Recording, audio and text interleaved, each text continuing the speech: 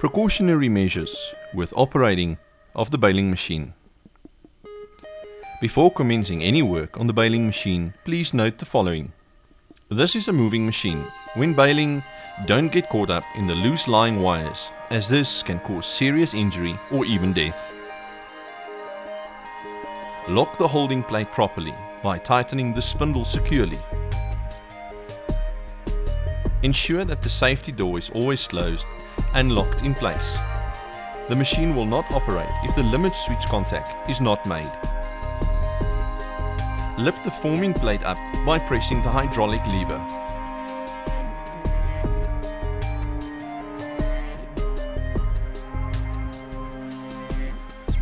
For maintenance purposes, please ensure that the oil level on the side glass is always full.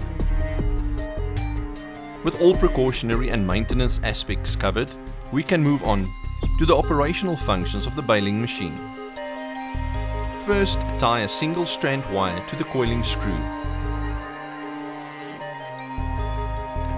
Tie the other end to the bundle of loose lying wires.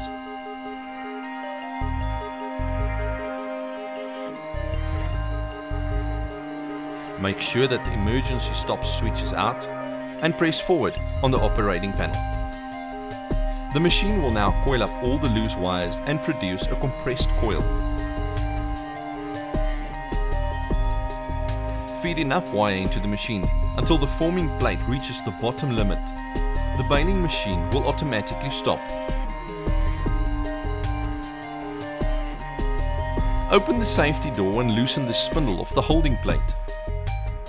Eject the coil by pressing the reverse button on the control panel. If the coil was formed too tight and can't eject the first time around, press the forward and reverse button repeatedly until the coil ejects.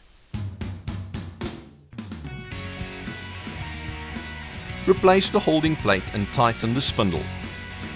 Close the door and repeat the process.